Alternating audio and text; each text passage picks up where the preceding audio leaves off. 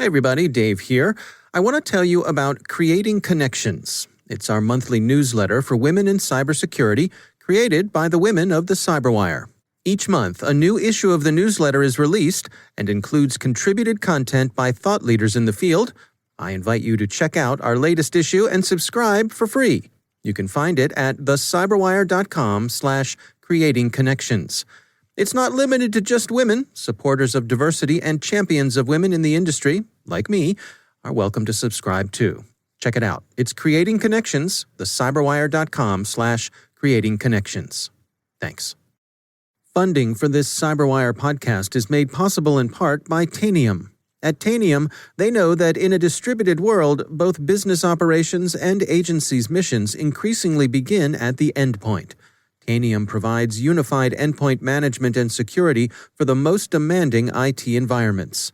Their approach decentralizes data collection, aggregation, and distribution down to the endpoint, delivering transformational scale, speed, and reliability across your distributed workforce. Learn why the Department of Defense and half of the Fortune 100 trust Tanium at tanium.com.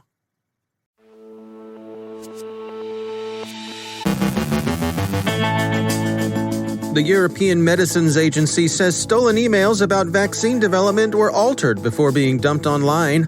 Another backdoor is found associated with the SolarWinds supply chain campaign. DNS cache poisoning vulnerabilities are described. The FBI renews warnings about Vishing.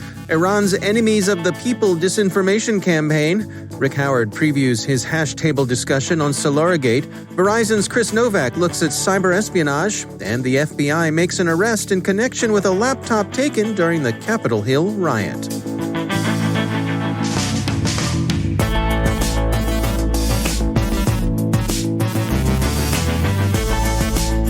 From the CyberWire studios at Data Tribe, I'm Dave Bittner with your CyberWire summary for Tuesday, January 19th, 2021.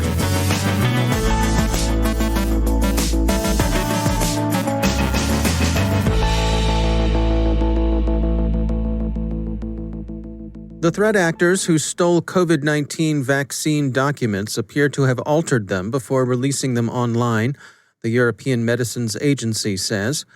The material stolen, EMA says, included internal confidential email correspondence dating from November relating to evaluation processes for COVID-19 vaccines.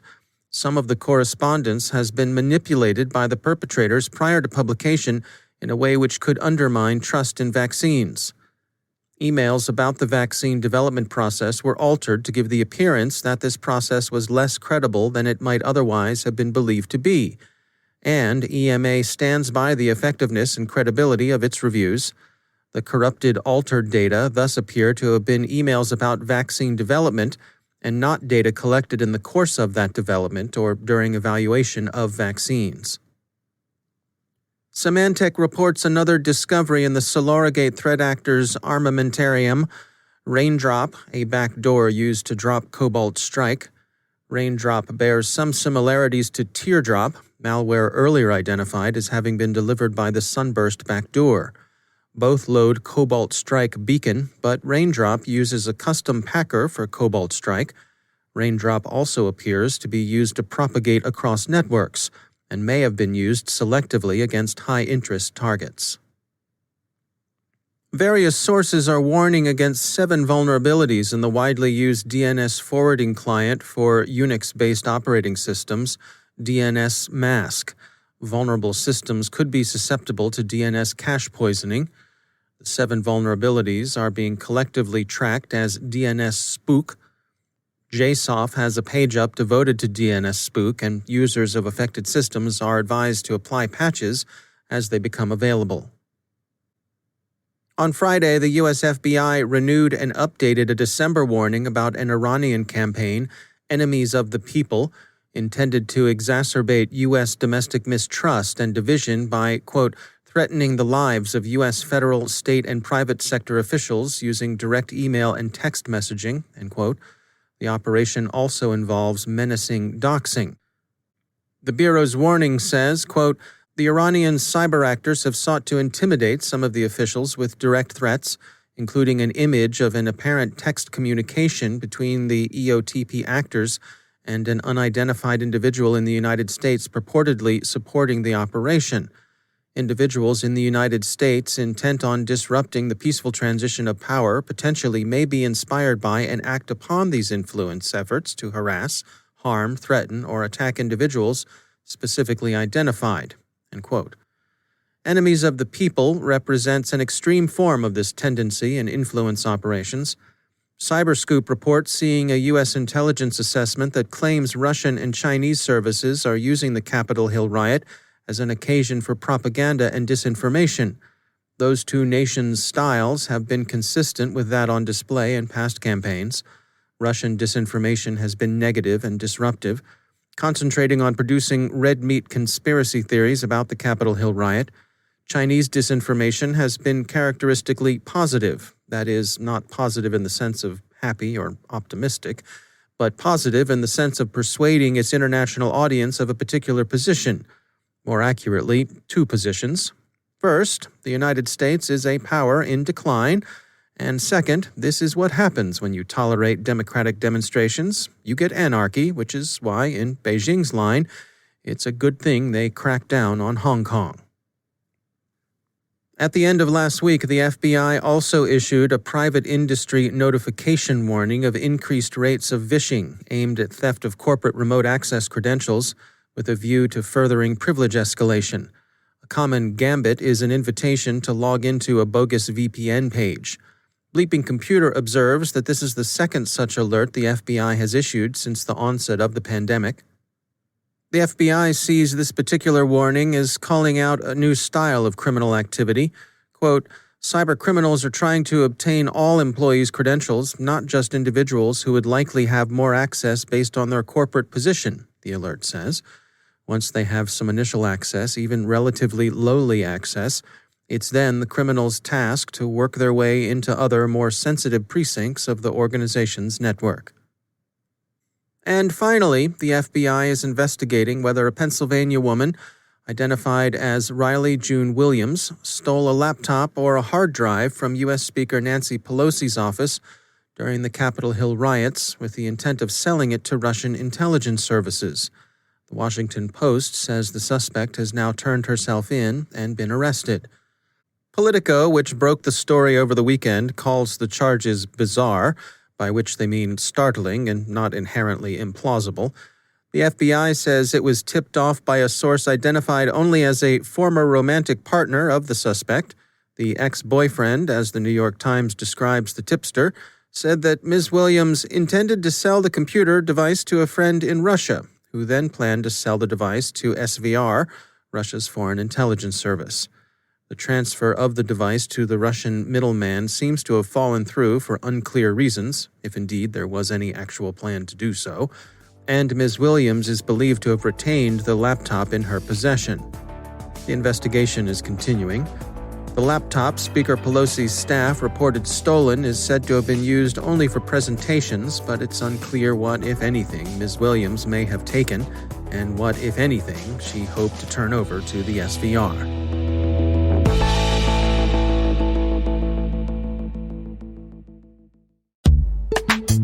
And now, a word from our sponsor, KnowBe4. There's a reason more than half of today's ransomware victims end up paying the ransom. Cyber criminals have become thoughtful, taking time to maximize your organization's potential damage and their payoffs. After achieving root access, the bad guys explore your network, reading email, finding data troves, and once they know you, they craft a plan to cause the most panic, pain, and operational disruption. Ransomware has gone nuclear. The folks at KnowBe4 have an upcoming webinar that'll get you up to speed on ransomware. In this webinar, you'll find out why data backups, even offline backups, won't save you, why ransomware isn't your real problem, and how your end users can become your best last line of defense. Go to knowbe4.com/ransom to learn more about the webinar. That's knowbe4.com/ransom. And we thank KnowBe4 for sponsoring our show.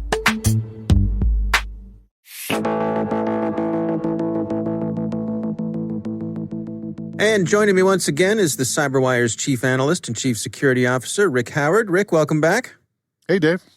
So last week, you analyzed the solar storm campaign, and you did it through a first principle lens, and you concluded that the best strategy that could have helped there was a robust zero trust deployment. Now, I know you've invited some of our subject matter experts to the CyberWire hash table this week to discuss that idea. Did they come up with any practical advice?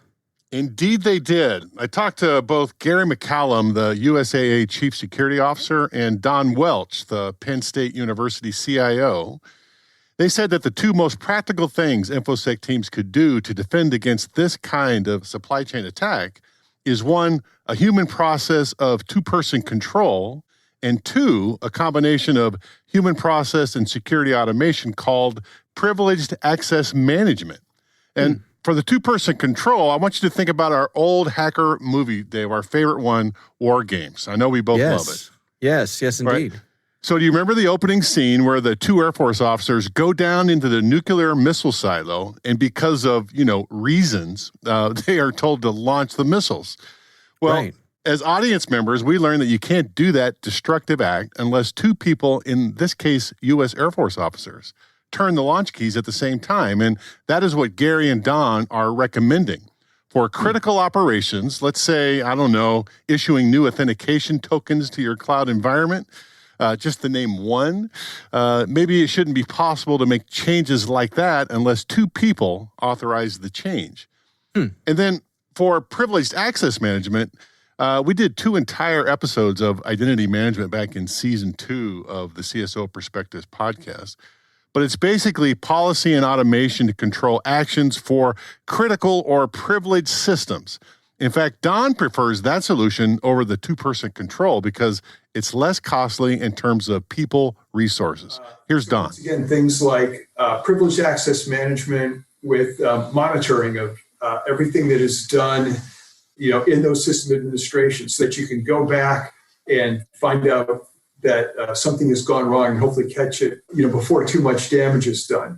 Not as good, but once again, it's a lot less expensive to implement a solution like that than it is that two-person control.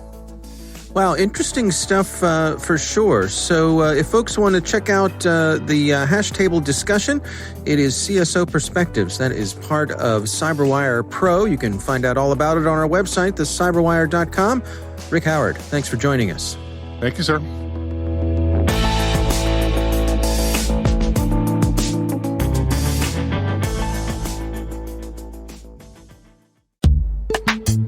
And now a message from our sponsor, CyberReason. If you're a defender fighting to protect your organization from the dark forces of cyber attackers, it might seem attackers have the advantage. To win, they only need to be successful once. As a cyber defender, you must be successful in ending attacks every single time. CyberReason reverses the attacker's advantage. They put the power back in your hands. Their future-ready attack platform gives defenders the wisdom to uncover, understand, and piece together multiple threats, and the precision focus to end cyber attacks instantly on computers, mobile devices, servers, and the cloud. Wherever your organization is being threatened, CyberReason is ready to win the battle against cyber attacks, with you and for you. Join them and the world's leading companies. Together, we are the defenders. CyberReason. End cyber attacks. From endpoints to everywhere. Learn more at cyberreason.com.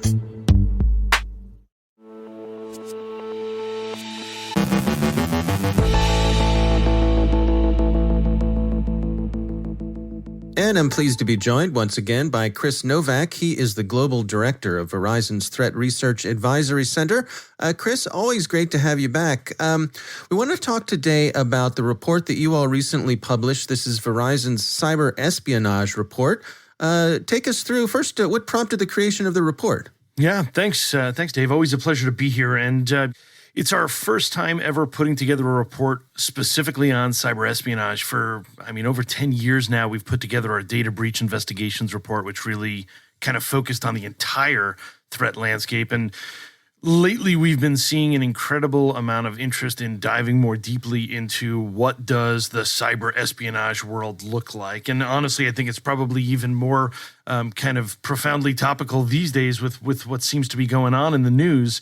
And so we really just decided, hey, let's take that plunge and dive specifically into that topic. So we kind of created this separate report just to look at that avenue.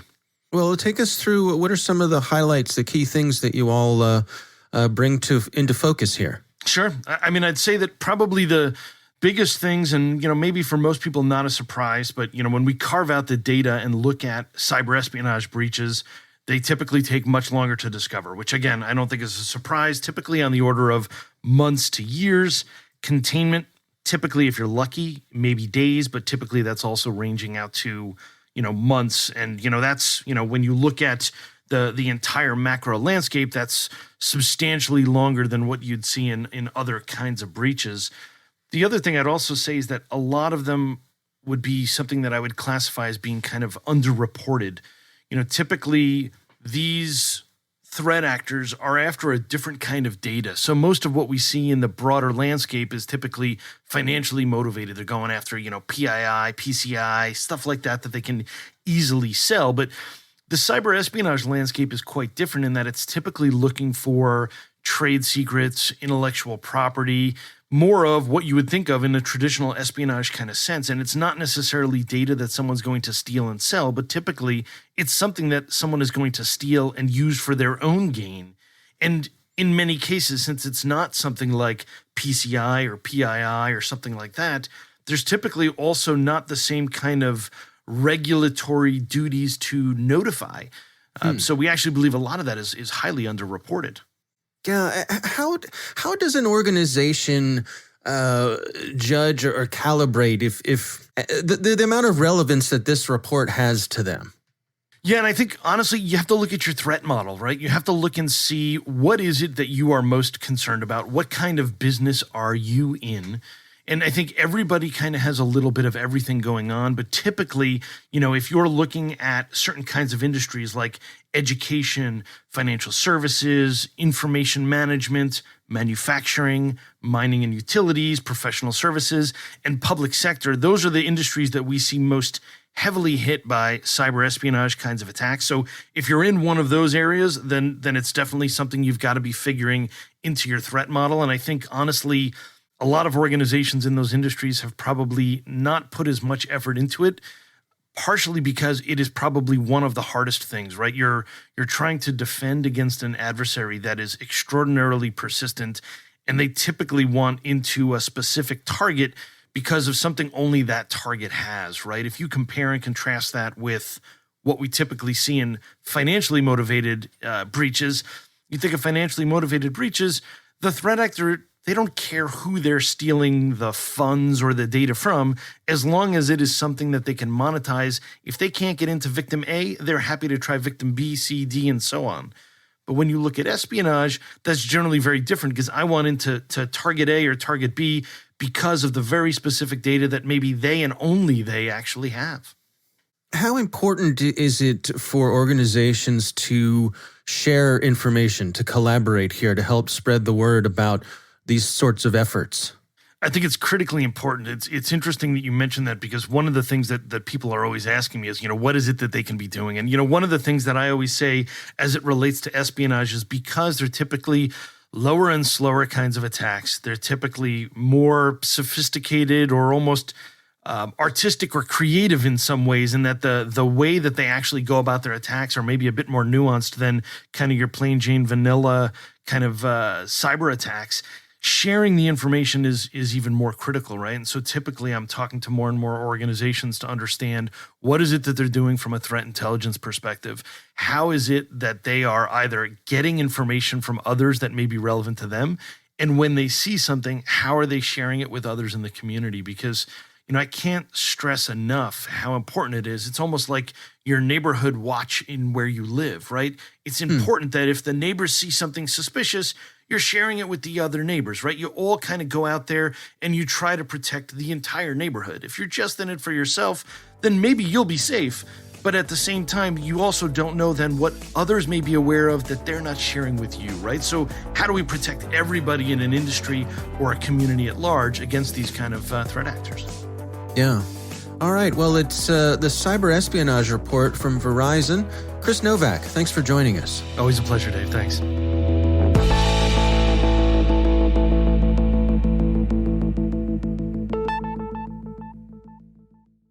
Thanks to the sponsors who make the CyberWire possible, especially our supporting sponsor, the Johns Hopkins University Information Security Institute, providing the foundational knowledge to meet the growing need for highly skilled information assurance and privacy professionals.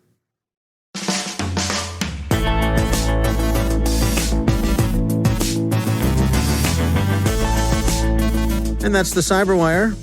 For links to all of today's stories, check out our daily briefing at thecyberwire.com. And for professionals and cybersecurity leaders who want to stay abreast of this rapidly evolving field, sign up for CyberWire Pro. It'll save you time and keep you informed. Bring out your best. Listen for us on your Alexa smart speaker, too. Don't forget to check out the Grumpy Old Geeks podcast, where I contribute to a regular segment called Security. I join Jason and Brian on their show for a lively discussion of the latest security news every week.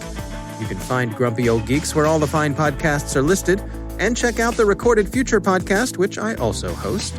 The subject there is threat intelligence, and every week we talk to interesting people about timely cybersecurity topics. That's at recordedfuture.com/podcast. The CyberWire podcast is proudly produced in Maryland out of the startup studios of Data Tribe, where they're co-building the next generation of cybersecurity teams and technologies. Our amazing CyberWire team is Elliot Peltzman, Guru Prakash, Kelsey Bond, Tim Nodar, Joe Carrigan, Carol Terrio, Ben Yellen, Nick Valecki, Gina Johnson, Bennett Moe, Chris Russell, John Petrick, Jennifer Iben, Rick Howard, Peter Kilpie, and I'm Dave Bittner. Thanks for listening. We'll see you back here tomorrow.